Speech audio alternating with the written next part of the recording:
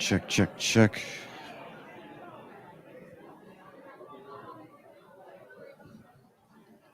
Are you hearing me?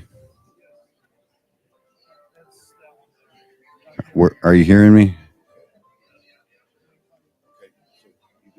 When I grab this from my hands off, it helps if she turns it on. Good afternoon, Milwaukee. We are broadcasting live here in beautiful downtown Milwaukee. Going to get you right over to Michelle Bryant, and we will get this thing underway. We're good. All right. Okay. Look, we will get that part. Um, just want to make sure I got this. I need to write it down on something. Is this going to be on the radio or is this going to be? So it's on the radio live, and we are also streaming, so people will be able to see it on YouTube and our Facebook page. So nope, it is. We ready? All right, folks. This is Michelle Bryant. What's happening, family? We told you that we were going to be live today down at the Pfister Hotel. The Greater Milwaukee Urban League of is it Milwaukee of Milwaukee is hosting an awards luncheon today, and it is the Whitney M. Young is the award luncheon that I just equal opportunity day. That's what I was looking for. Yeah, and so I am joined by, first of all, a legend in this town in relationship to the business sector, community engagement, and the former CEO and president of the Greater Milwaukee Urban League. None other than Mr. Ralph Holman. Ralph, let me give you the mic so you can say hello to our folks. Well, let me just say hello to the listening audience. This is an absolute pleasure for me to be here today and to have my name mentioned with the legendary Whitney M. Young Jr. So, for folks that are not familiar with this, who this award is named after, can you tell people a little bit about who Whitney M. Young was? Well, Whitney M. Young was a former executive director, that's what they called it back in the day, of the National Urban League. And he was one of the most, yes, it is that Whitney Young. He is one of the, or I should say he was one because he's passed away now. He was one of the most inspirational and visionary leaders of the Urban League movement. And he, along with Dr. Martin Luther King Jr. and other civil rights leaders, really pushed for changes that have led to many of the rights that we have today. So, first of all, it's kind of crazy calling Ralph because I need to usually put a handle on that, Mr. Holman, because I've always interacted with him in so many business settings. But I have just got to say, I was teasing you before we got started. What are you doing now? What are you up to since you have left the Urban League? Because you look amazing. You look as handsome and as fabulous as the day I met you. What are you doing that you still look this great? What's going on? Well, thank you. Thank you so very much. I tell you, I may look okay on the outside, but I'm a volcano on the inside. But no, fortunately, I have been blessed. My wife and I, we have both retired. And we, a couple of years ago, decided that we would downsize. So we sold our house and moved into an apartment. And for those who know, we're out on the Mount Mary University campus. They built some new apartments out there, and we absolutely love it. So look, let me drag you back in to the fold with the rest of us for a minute while you flaunting your retirement in our face. When you were leading the Urban League, there were any number of challenges. Whether we talk about employment, education, folks attaining the ability to get a GED, go to trade school, or go to college, and then we had all the civic things that were happening around us.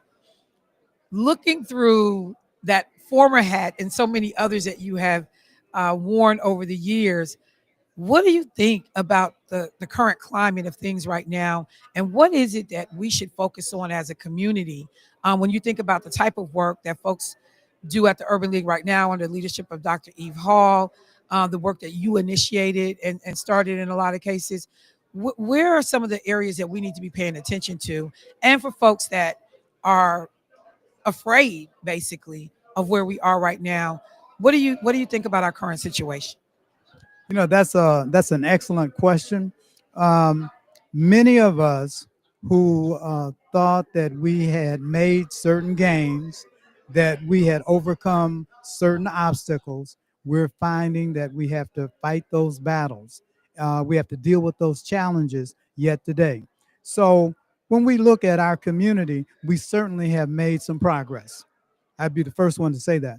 But we still have a long ways to go. And we have to continue to be vigilant because there are some people, some forces that are trying to take us back in time, trying to erode some of the basic rights that we fought for. And in some cases, our forefathers and mothers actually died for. All right, so I'm going to wrap the interview for the sake of time. I know you are receiving, like we said at the top of the interview, this award today. But one piece of advice for up and coming young professionals. I've had a lot of people who have said when they got their degrees, I'm leaving Milwaukee. I want to go work someplace else. You put down roots, you stayed, you led a major organization that impacted the lives of so many. For talented individuals in our community who may not be thinking about Milwaukee as an option, any comments or words for them? Well, absolutely. That's one of the challenges that we had to struggle with when I was at the Urban League. Um, Brain drain. Some of our best and our brightest young people, especially people of color, did not want to stay in Milwaukee. They wanted to leave and go to other places. I would just say that the opportunities in a city like Milwaukee are unlimited. Milwaukee certainly has its problems, but if you want to be part of the solution, you have to stay here and work on those solutions. And the parting advice that I would give to any young person is please stay here and help us build the kind of community that we all would like to see. All right. Well, let me just take a moment to say thank you so much. Congratulations on your award, Mr. Ralph Holman, businessman extraordinaire, and brother that's still handsome to death. Thank you so much. I appreciate you. All right, now. All right, family. So we have a couple of other interviews that we are going to be doing this morning. And just so folks know, uh, there are folks that are receiving awards, but this is an important event in our community. And are you Peggy? Come on over, Peggy. So I am fortunate that I am also getting ready to talk to none other than Miss Peggy Williams Smith. Um, Love the outfit. You look amazing. You look amazing. So Peggy, and forgive me because I left without my bios today. So I'm winging it as I look at the information in front of me. But first of all, let me just say hello. And if I could have you introduce yourself to our listeners and let people know what it is that you do. Absolutely. Well, thanks for having me. My name is Peggy Williams Smith, and I'm the president and CEO of Visit Milwaukee. Yes, Visit Milwaukee. And our job is to create economic impact throughout the entire community by promoting the city as a must-see destination. When you talk about creating that impact and folks think about the work that Visit Milwaukee does, we look at all the different entertainment, trade shows, conferences that come here. How hard is it to sell Milwaukee? And compared to where we were years ago, with the new convention center, how easy is that making your job? Tell us a little bit about what you do. Sure. So, I think over the last 5 years, Milwaukee has really gotten its due as it pertains to where we sit in the landscape of what people think of Milwaukee. I don't hear as often that it's a best kept secret, which is amazing. At Visit Milwaukee, we don't own anything, we don't manage anything. What we do is we tell the stories of the people who live and work here. And there are so many amazing stories. We are a city of small, locally owned businesses. When you walk outside of the Pfister Hotel where we are right now, this hotel is locally owned and operated. Most of our businesses are locally owned and operated. It's not a lot of chains. And what we've really done is lean into that because we know how important it is for everyone. For us to be able to authentically sell the city, we need to tell those stories. So we made a huge push starting about 4 years ago. I started 5 years ago to make sure that we were connecting with those small, locally owned, diverse businesses that may not be in the traditional tourism zones. And we've really made an impact in those areas, whether it be having some of those business owners come with us to trade shows to showcase what they do, or having them come to trade shows that we're hosting here to showcase what they do. So one of the things that I have been saying is that uh, unless I have business, I may not always get downtown. So if I come to the theater, I'm going directly to the theater and then getting back in my car and going back home. I don't always come. Look, okay, I'm in trouble. I can tell I'm in trouble. I don't always think about like, oh, let me come down for dinner. Let me do this. And so every time I come downtown, I'm a little bit more surprised. So I've been talking to friends about becoming a visitor in my own state. I even need to do it in my own city, quite frankly. So before we talk about some of the big range stuff, when you talk about going to trade shows and talking to other folks outside of the state, even maybe outside of the country, about doing business and coming here, bringing their events here, what would you say to local folks who don't fully understand and appreciate? Because I got people, they'll get on the road, they drive to Chicago, they go to well, I don't know why you might go to Ohio, but they would go there. But I'm like, you all, there is so much here. What would you say to folks about being a tourist in their own state?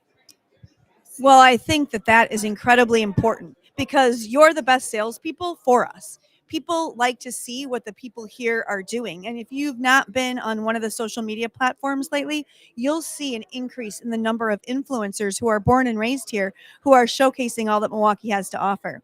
We're an influencer ourselves, so you can follow us on social media for exciting things to see and do in Milwaukee. You can also go to our website. We produce annually an official visitors guide that highlights our over 1,000 partner businesses, tells you where to go, what we're doing, what happens in every seasonal part of every season here in Milwaukee, because there's something to do year round, not just during those really great summer months, but throughout the year. So I would suggest you start there, following local influencers on social media, following us on social media, and engaging with our website. I am so glad that you said follow you all and go to the website. There are days or, weekends when I literally find downtime and I'm like, I want to do something. It has never dawned on me to go to the Visit Milwaukee website to see what was happening in the city. Oh my God, so slow, Michelle. That is crazy. Oh, okay. That was a great nugget. So let me ask you, I know you've talked about the many businesses that you work with, bringing diverse businesses to the fold. For people that don't know how to be engaged with you all as a business or why they should be engaged with you as a business, what would you say to folks? We, like I said, we don't own anything. We just tell your story. So you should be engaged with us. First of all, our website gets 10 million hits a year. It is an incredibly successful website. So if you're a small business that may not have the money to have your own website, you've got a Facebook page, we can help to promote your business. We're bringing in meetings and conventions as well as leisure visitors all the time, and people use that website to plan their trips. So if you're not there, you may not be seen. So we want to help you and we want to help tell that story. I'll give you an example. We worked really closely with Honeybee Sage and Wellness, the apothecary over on MLK, and we've been working with Angela a lot because we know how important the alcohol-free movement is, and she's very much in that. And even though she's not downtown, and maybe a convention attendee may not make it that far because they're on the convention show floor every day, we want them to know about her. So if they come a day early or stay a day late, they make sure to stop there. So we brought her with us to San Diego last year for one of our largest trade shows, where she still has contacts who order her product online from coming with us. And that's the kind of stuff that we can help you do. This year we brought Be Clear, which is a locally owned, Black owned water company. On trade show floors, there's not a lot of water. Water is a scarce commodity. And we heard that from our Right. So we heard that from our meeting planning company. So we said, why don't we bring a partner with us? They can be on the floor. We can give out their water. They can learn about their product. And then we can showcase a locally owned Milwaukee business. And that's what we did. And these guys, I heard, now I was not there. I heard they were the hit of the show. They were fantastic, making meeting planners do push-ups. They were pretty easy on the eyes too. So Okay, I like the way you think. I don't like the way you guys do business, Peggy. So I was just in Philly, and literally checked into my. I checked. I was at a bed and breakfast, and so checked in, and it was funny. So I got something on my phone. It just popped up. It said, "Hey," because I'm a Chase Bank client, and it says, "Hey, you can use your Chase Bank. I mean, you can use your phone and just pay for transportation while you're in town. If you use public transit, you can do this." So all this stuff was popping up on my phone. I immediately text the county executive, like, "Do we have this in Milwaukee?" And he started laughing. He was like, "Yeah, Michelle, it's called Wisco, and you can use your phone to. It logs in and lets you know you can do the same thing here." So then people are saying, "Well, you got to go to the flower show. It's the longest running flower show in America." And I was like, "What are you talking about?" I go to this flower show, and first of all, I just got to be honest, the sticker shock got me. This was like $58 for a ticket. But I got in there and there had to be about 500 vendors. They had the entire convention center. And I looked around and I went, I wonder what's the biggest events we do in Wisconsin. I'm missing out on them. And so I want to get these things on my radar. So I am going to go to the website. Or are there things coming up that we should have our eye on that you all know about?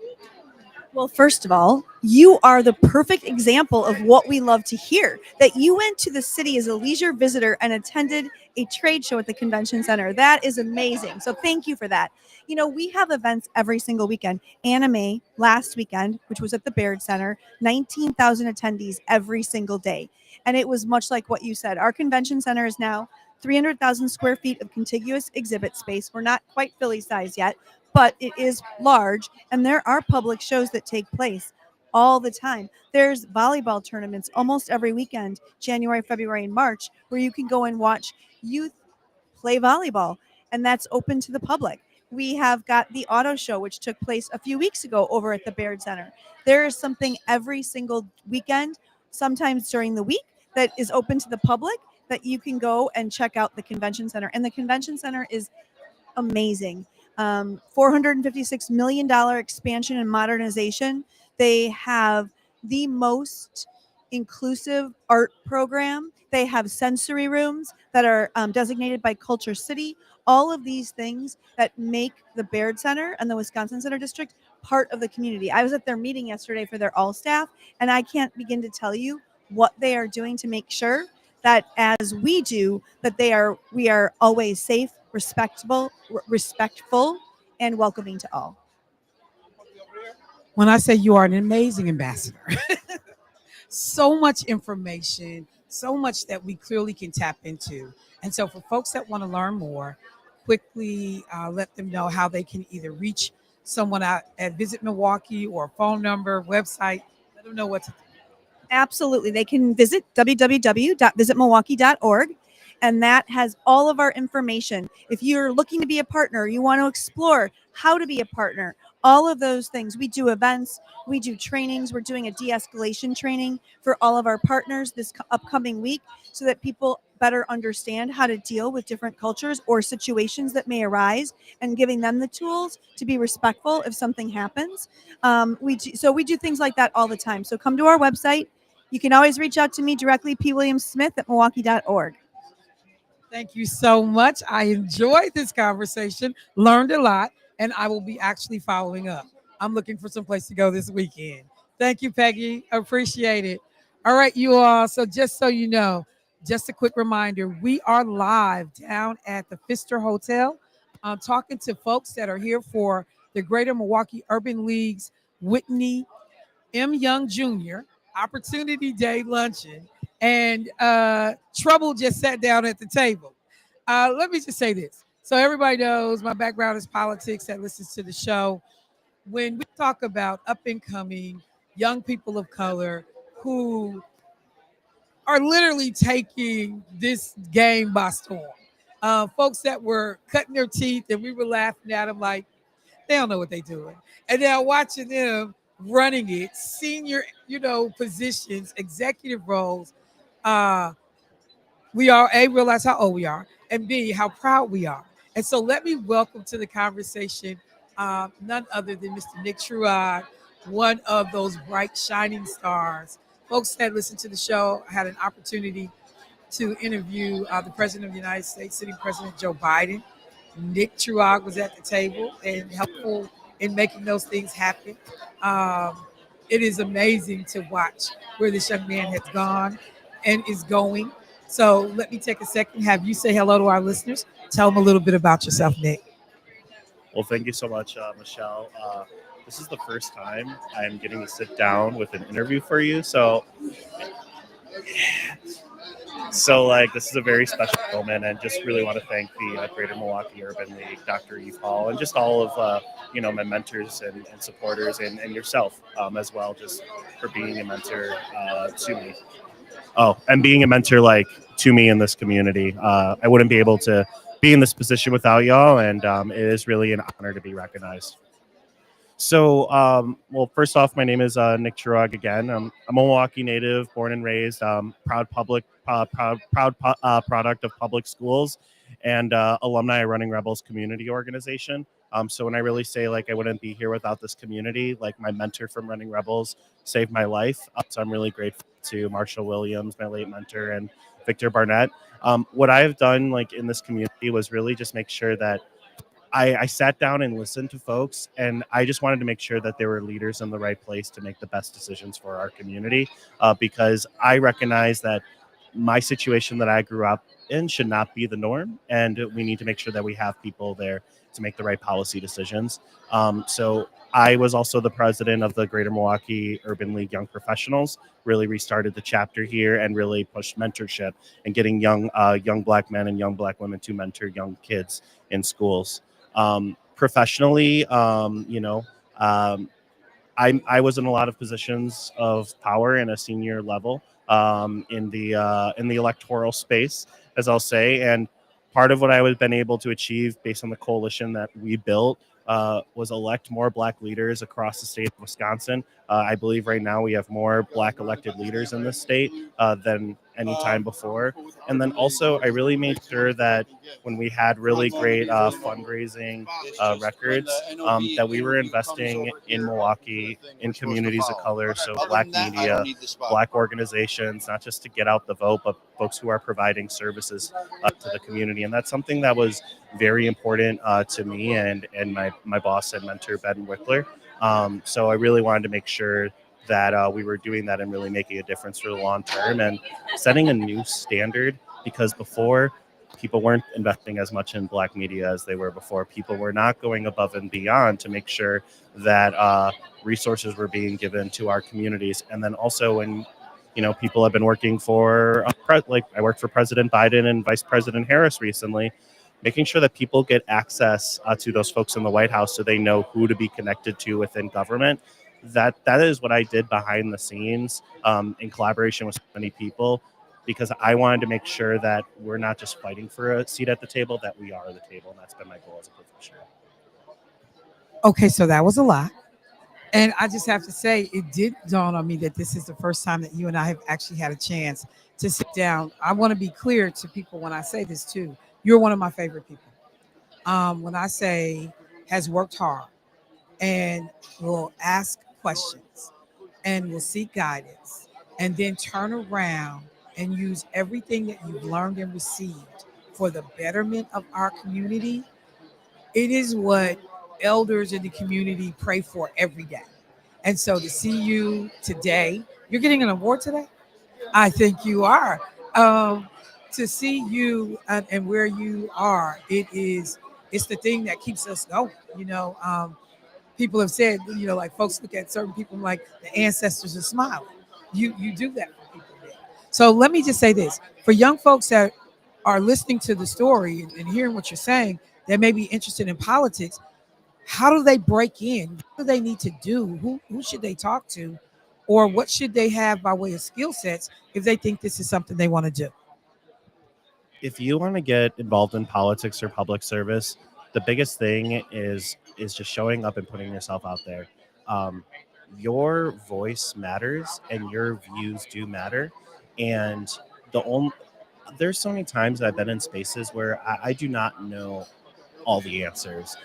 but I show up and I ask Michelle Bryant questions. I show up and ask Dr. Eve Hall questions of why are things the way they are. So show up to a young professionals meeting. The young professionals with the Greater Milwaukee Urban League. Not only are they an auxiliary and provide volunteer and provide services to the community, we also really push civic engagement, making sure people know their elected officials. Go to your elected officials town hall and have a conversation with them. They are not scary and they want to show up. I was just at the African American Roundtable. They were having a visioning session yesterday, and Larissa Taylor showed up, the alderwoman up there, and she was sitting down listening to constituents. And the more you have conversations, you're there, you're volunteering. That's where you really like get involved. And I think that's where I really took off. I went to a listening session after the 2016 election, and I think that's where I met you and Senator Taylor for the first time, and just really giving feedback of like what we need to do to make sure that we're serving our communities. And even though I do have a preference of which side that I'm on, there's a lot of different opportunities to do that on the partisan side and the nonpartisan side, and they're looking for young people to get involved.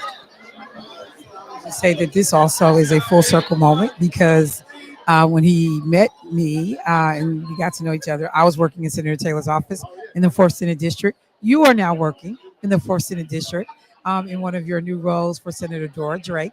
Congratulations on that role. She is lucky to have you, and so is our community. So I will just say, I see the lights are coming down. I'm going to let you get in there so I can watch you get your award.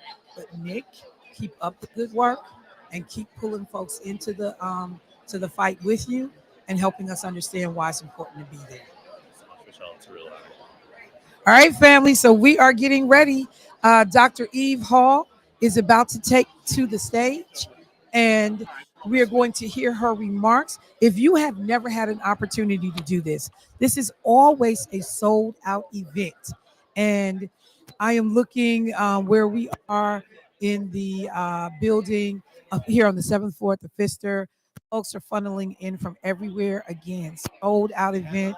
People are stopping by. They're waving while we're doing the interviews and just looking at us, and like we see you. So just so folks know, I think the show is getting ready to get started, and she's walking in. All right, so I'm gonna leave that here for a second.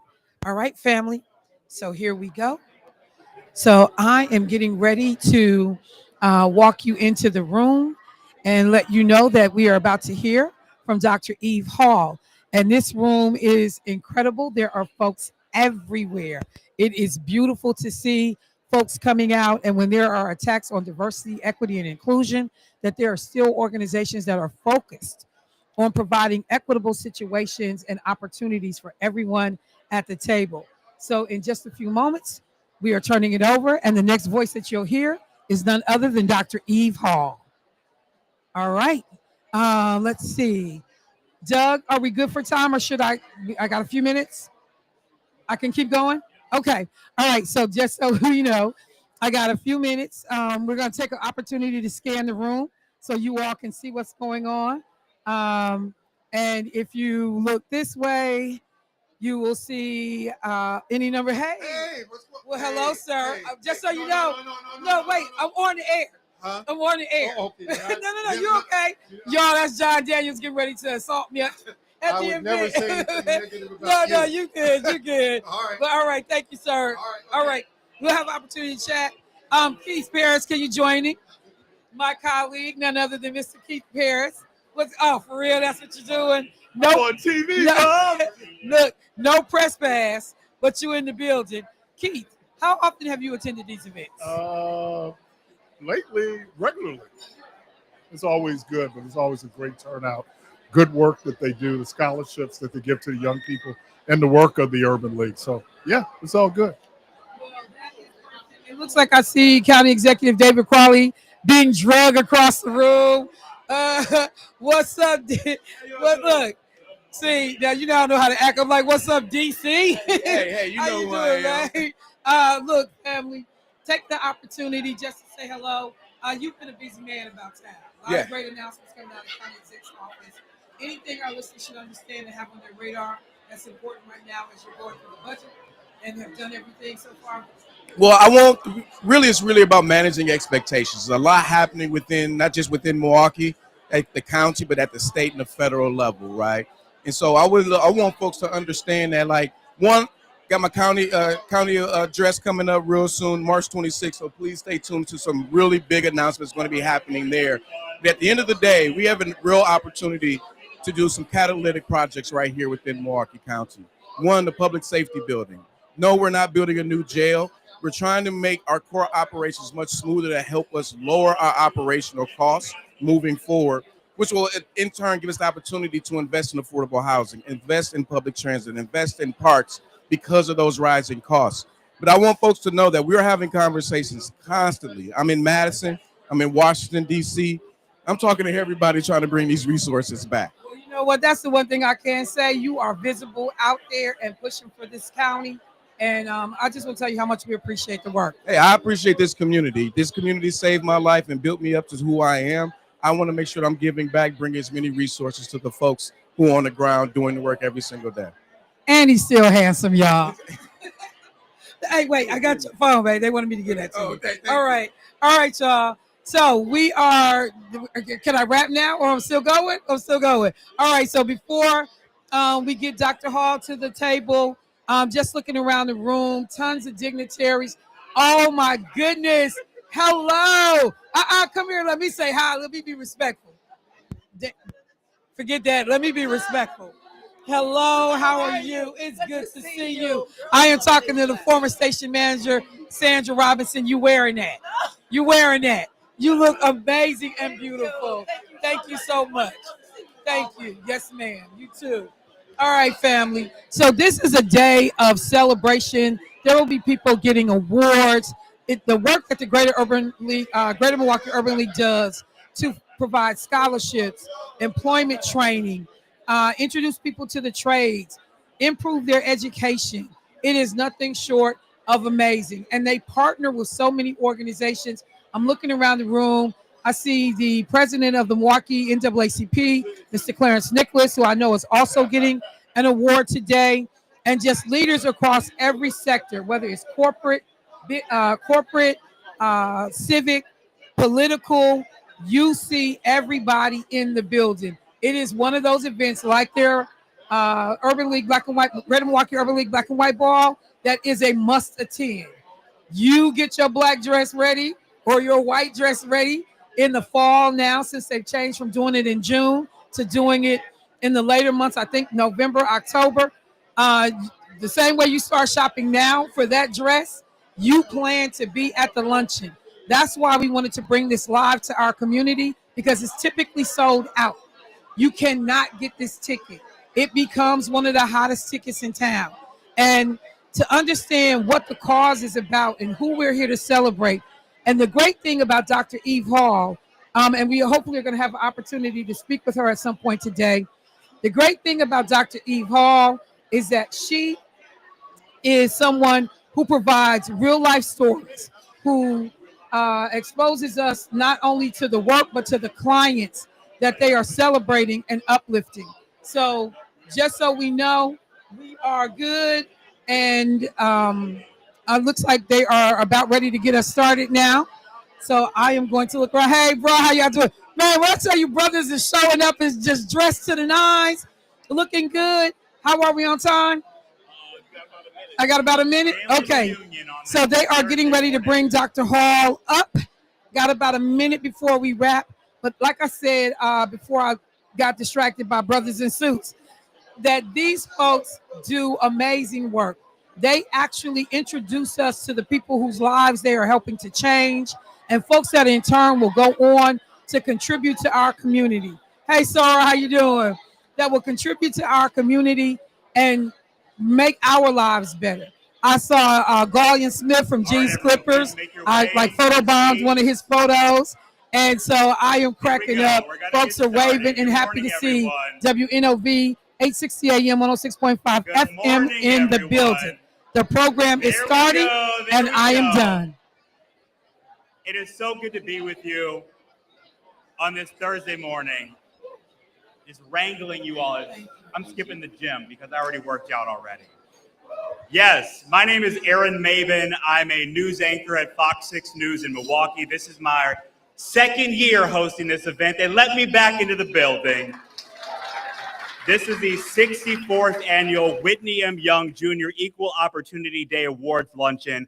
I've been able to go through the program. This is going to be a day of education, inspiration, and a whole lot of fun as well. Today's luncheon allows us the opportunity to recognize individuals and organizations who embody GMUL's mission of empowering communities and changing lives through unwavering commitment to equity and opportunity for all. This celebration is part of a proud tradition held by 90 communities across the country where Urban League affiliates gather to honor the enduring legacy of Whitney M. Young Jr. As the visionary president of the National Urban League, Mr. Young transformed the organization through his extraordinary leadership and unwavering dedication to equity. I'm privileged, before we get started, to start on the right note. So let's bring up Bishop Walter Harvey, who will lead us in the invocation. Bishop Harvey, please join us.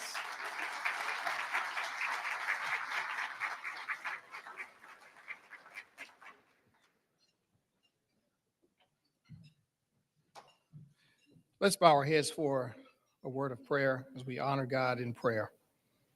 Lord, we thank you for the honored guests, for the distinguished leaders and the directors and members of the Milwaukee Urban League. We thank you for the life and the legacy and the example of Whitney M. Young Jr., and for this occasion to advance equal opportunity, diversity, and inclusion in our community and city. We come together today to acknowledge your presence and to thank you for the progress that we've made, but we also have a request, and we ask for your grace, for your wisdom, for your strategy, your strength, for partnerships, relationships, and resources to continue the journey on the road ahead. We acknowledge that you are the source of our strength, and we know that faith has brought us this far, and faith will lead us on. It was faith that led the great leaders of the past, and it was education that was and still is the key to our liberation.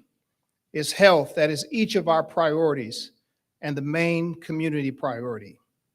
We ask for economic empowerment as a pathway to stability, and we thank you for the entrepreneurs and the opportunity that we all have to own and design our own future. Bless each of us today, elected officials, educators, healthcare professionals, business owners, and advocates to all play our part. And bless our meal and the servers who grace us with their gifts so that we can be strengthened and inspired by the food and the participants and messages of today's programs. We ask this according to your word and in the name of your precious Son, Jesus the Christ. Amen.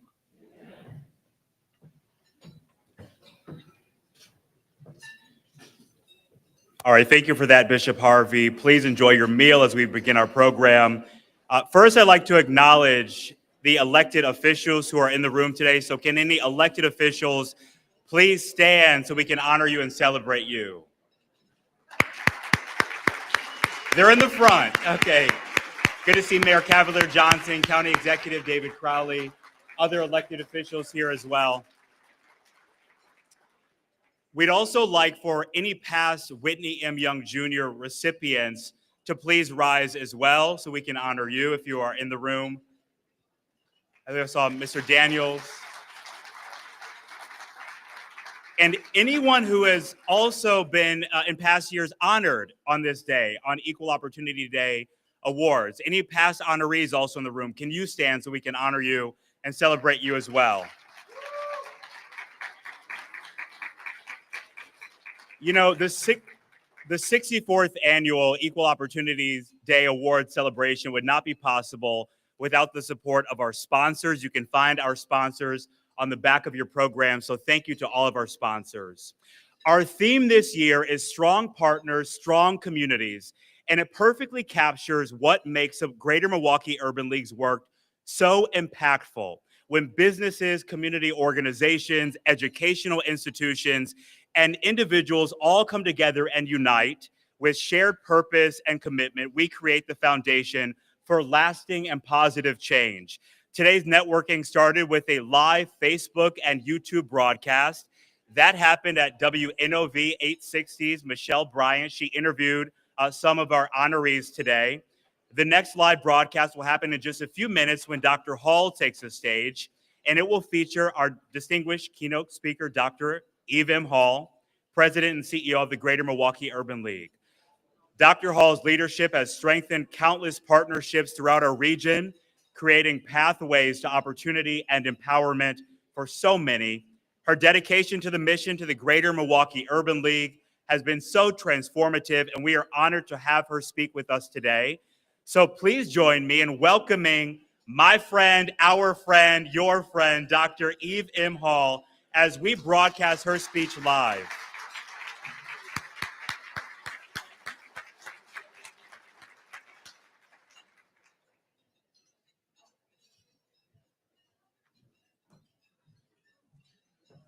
Thank you, Aaron. Good afternoon, everyone. We have a wonderful, healthy meal. We have a full room. Warms my heart because this is a day that we celebrate the good things in our community, the positive things. So let's zone in on what's good in our community because there's always so much more good than it is negative. So today we celebrate a combination of individuals who have created access to socioeconomic opportunities, championed quality education and healthy living, used their creativity and outreach through arts, history, and community engagement, galvanized people around social justice and civil rights issues, and who have simply been servant leaders. Our honorees today have stood and leveraged the platforms which they have served, and our community is better for it.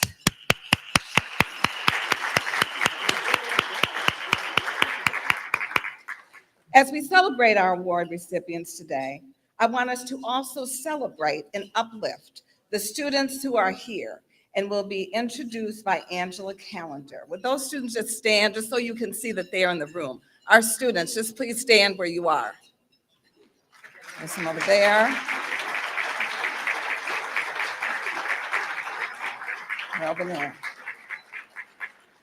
They represent our present and our future.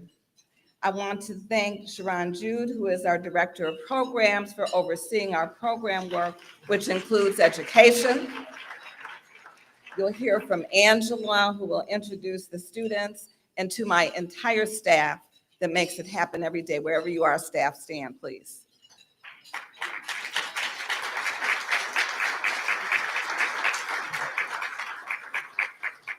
Today's news on all media venues changes rapidly every day, often leaving uncertainty, fear, and apprehension. For those who have questions about the work of the Urban League, we continue the course on access to opportunities through our empowering efforts in education, employment, housing, health, entrepreneurship, civic engagement, and social justice. One of the issues front and center in the national news has been negative press and messaging around diversity, equity, and inclusion, referred to as DEI. Why do I bring this up when I know there is weariness around this issue? 3 reasons. Because these 3 words reflect what the National Urban League was founded upon in 1910 by Black and white individuals to support and advocate for African Americans during the Great Migration. Number 2, this is what the Greater Milwaukee Urban League has advocated for since our office was founded. We call ourselves an affiliate. We were opened in 1919. We've stood by these issues. And number 3, the backdrop of today is equality. So I believe it is important to review the history and intention of the words. On July 2nd, 1964, the Civil Rights Act was passed during President Lyndon Johnson's tenure. This was a civil rights and labor law that ended segregation in public places and banned employment discrimination based on race, color, religion, sex, or natural origin. Why was this act needed? Well, prior to the 1960s, before this act was passed, In the case of African Americans, we were often excluded from well-paying white-collar and skilled blue-collar jobs. We were stuck in low-paying, less desirable jobs in agriculture, domestic, and unskilled labor. We had limited access to vocational training and lower wages for similar jobs that our white counterparts had. Many terms separately and together emerged over the years as strategies to make this 1964 Civil Rights Act a reality and a fair difference maker. Diversity, equity, equal opportunity, affirmative action, inclusion were all terms that boiled down to strategies that were merit-based and simply said, give us a chance or opportunity for meaningful employment and a quality of life. If I have the skills, if I have the background, if I have the education, the references, the resume, give me a shot. Unfortunately, this is not always the message conveyed about this effort. Concerns are warranted to a certain degree. Like with any ruling or act, things happen where the process may not always be carried out appropriately and hurt both the individual and the organization or company. But we can't throw everything out. It is refreshing today to see so many companies, many in this very room, staying the course and using this as an opportunity to look for ways to improve, to adjust, to amend, to make it better together, where everyone has a chance of winning without being preferred, without being minimized, or without being excluded. We do believe in continuous improvement. The business proposition, when inclusion practices are appropriately carried out, lead to more profit. McKinsey 2023 research showed the top 25% large firms overperform by 27%. A poll by the Harris Black Economic Alliance indicated 81% of Americans believe companies should reflect racial diversity. A Gallup poll shows that diverse and inclusive teams have a 22% lower turnover rate. So there is a business proposition.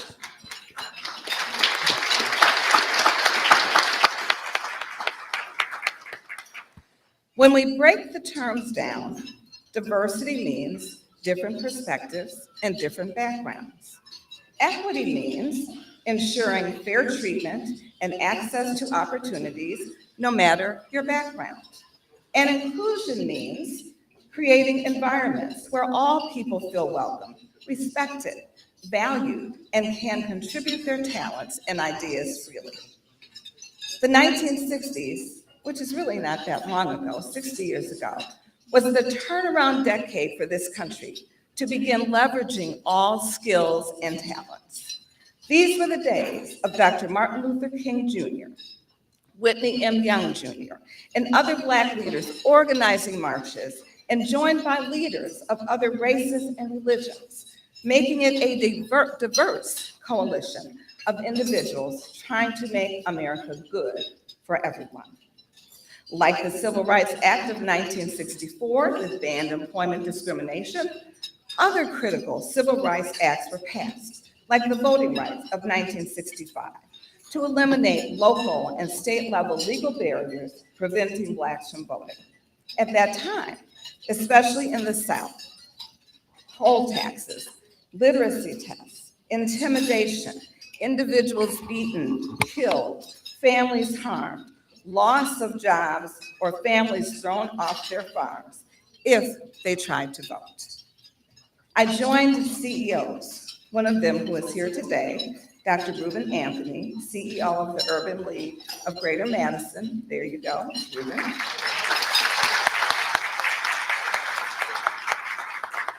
So Dr. Reuben, James Hall, who runs the Kenosha Racing, and other CEOs from around the country, we marched across the Edmund Pettus Bridge just on Sunday in Selma, Alabama.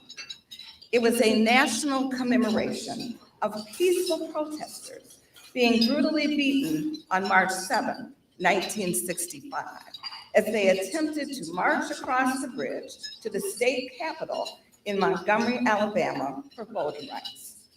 Because these beatings were nationally televised and so many were shocked, the incident led to the passing of the Voting Rights Act of 1965. In 1968, the Fair Housing Act was passed, which banned discrimination in the sale, rental, and financing of property based on race, color, religion, sex, and national origin. Marches in our own city, led by Val Phillips and Father Grappi, were part of that push. This act allowed Blacks to have choices on where we could rent and purchase. In fact, our present building on North Avenue at one time was the home to 4 Black doctors because Wauwatosa would not allow them to build or rent office space in the 1950s. We have made strides and progress in the social and economic fabric of this country because of the passing of the critical Civil Rights Acts, as just mentioned, and because of early sacrifices of different racial and ethnic groups, men and women, adults and children, that too often led to death or lifelong trauma. Today we stand on the shoulders of those sacrifices.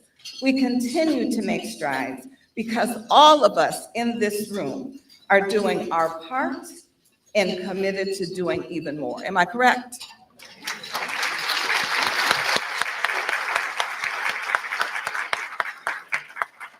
Today, diversity includes many groups that make up and contribute to our country. People of color, women, veterans, LGBTQ, disabled, and many more.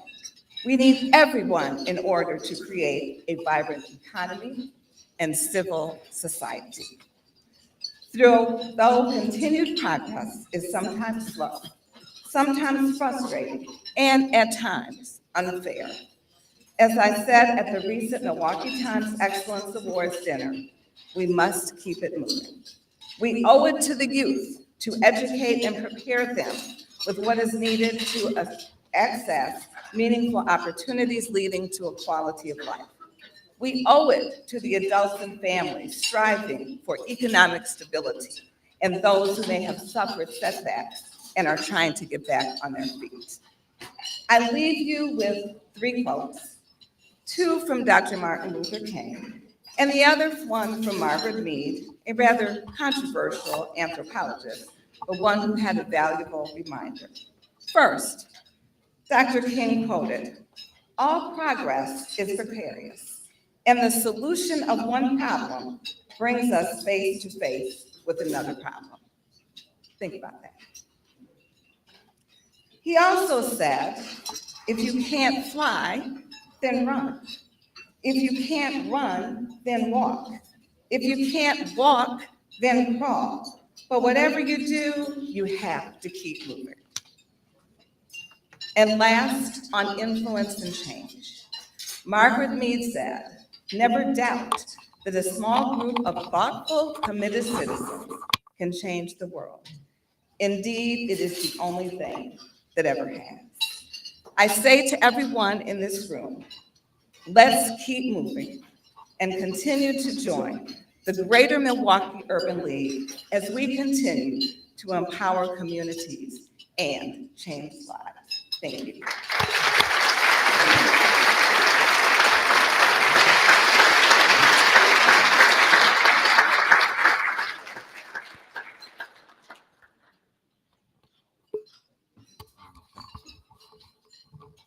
Thank you for that, Dr. Hall. She always reminds me to keep my eye on the prize, and that was just another great reminder there. Keep your eye on the prize. So our next speaker, we're going to hear from Margaret Bailey Stewart, Director of Government and Strategy, Midwest Region Charter Communications and Greater Milwaukee Urban League's Board Chair.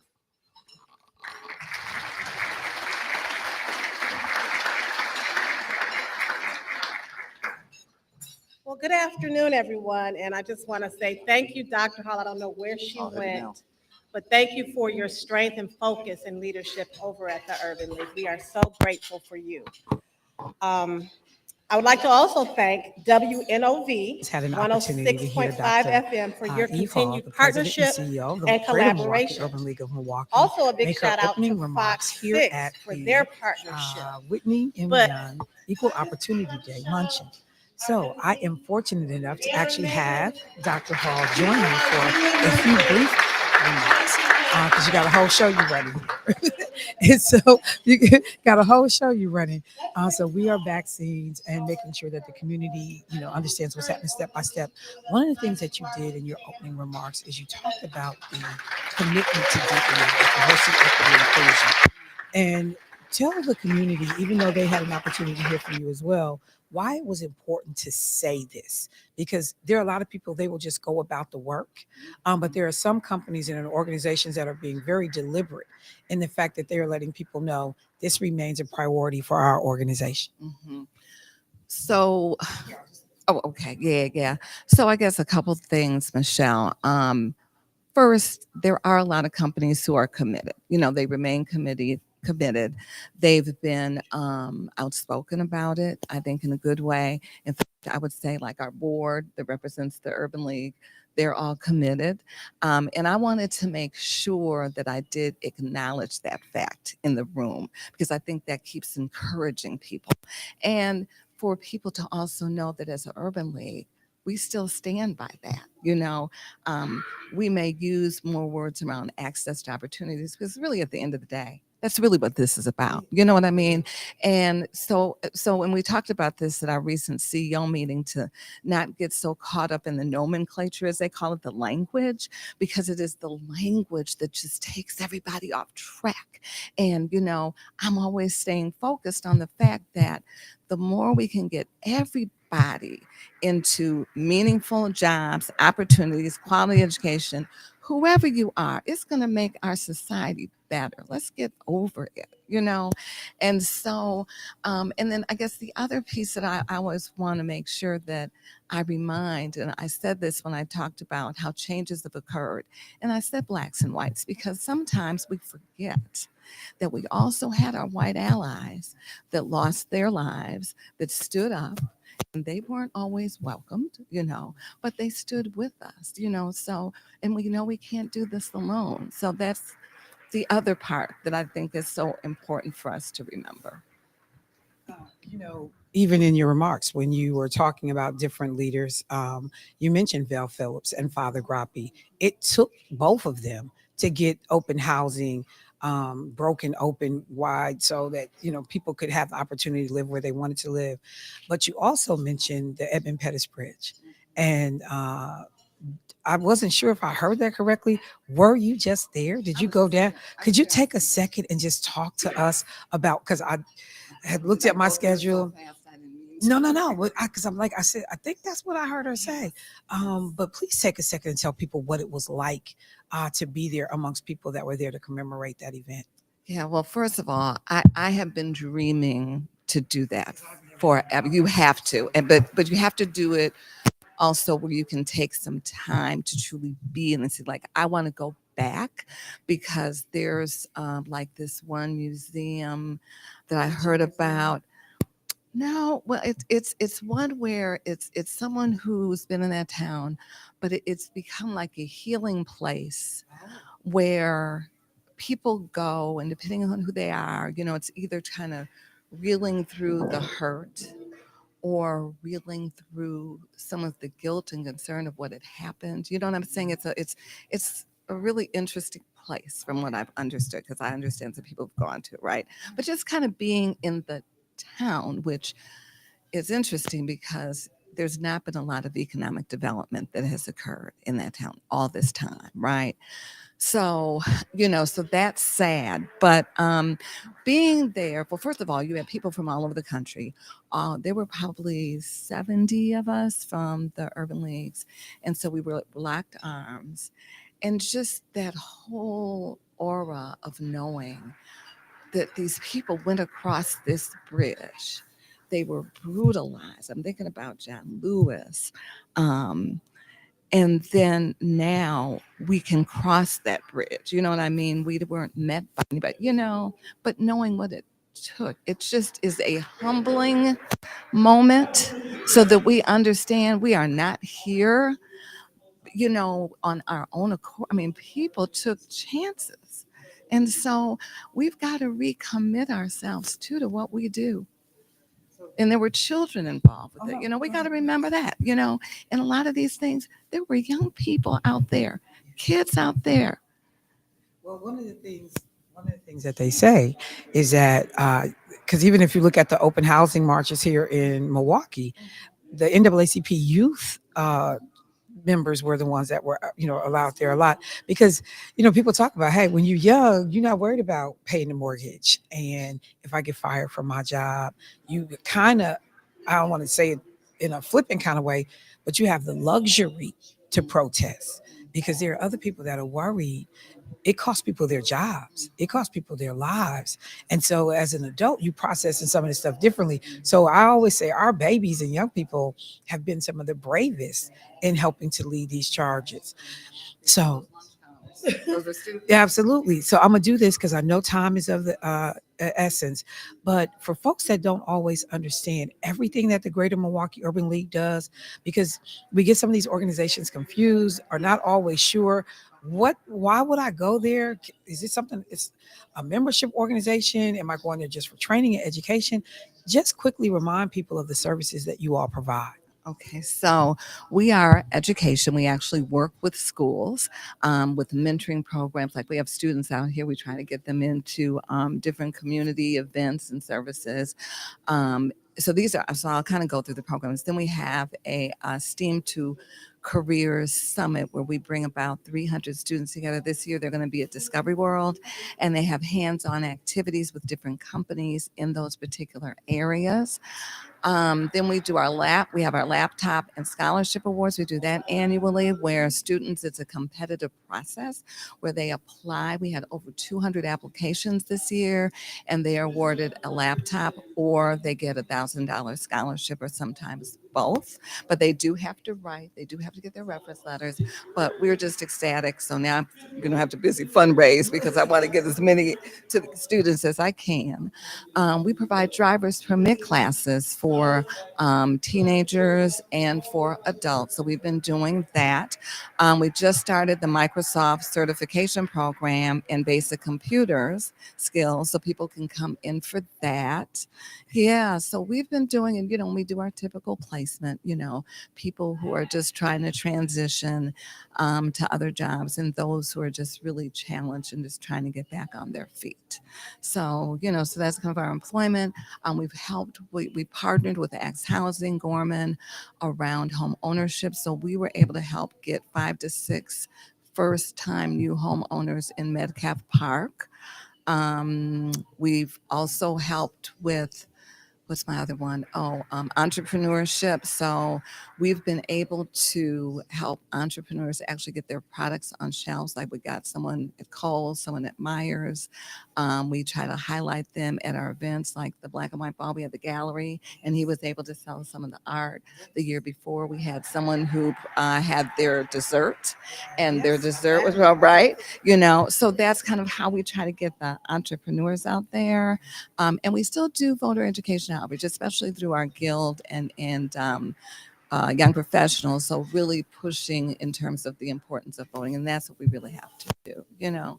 So we're just, and we're not a big staff. I mean, I'm blessed. I have a power staff, and it's probably 17 of us, making it happen, 17 to 18, and they're committed. So that's some of what we do. Well, I will say this, whatever you're doing, it agrees with you. Because, honey, when I say you looking fabulous up in here, hair just, when people talk about the coif is perfect, gorgeous and stunning. And I think I can say that. And I also have to say my illustrious soror as well, member of Delta Sigma Theta sorority. So I'm going to let you get back to it. We are going to wrap on our end, but thank you so much for inviting us and letting us be a part of this. This was a huge opportunity, and I've been getting text messages and feedback. People are loving that we were included this year. So thank you so much. Any last word? Well, just community, let's just keep trying to work together. Kind of as they say, keep hope alive. But, let's look at what we have as a community, not what we don't have, because there's more that we can do than sometimes I feel we're not doing. And as an Urban League, we're going to keep pushing, and we invite you to join us. Absolutely. Well, I will let you get back to it. All right, y'all. Look, honey, I need to be able to run and look that good while I'm moving around. She is doing a thing. So I am going to get out of the way. Thank you so much, community, for listening in. This is an important event, and you can hear the work that she said. They do a ton of work. So I am Michelle Bryant, WNOV, 860 AM, 106.5 FM. It has been my pleasure, and congratulations to all of the awardees.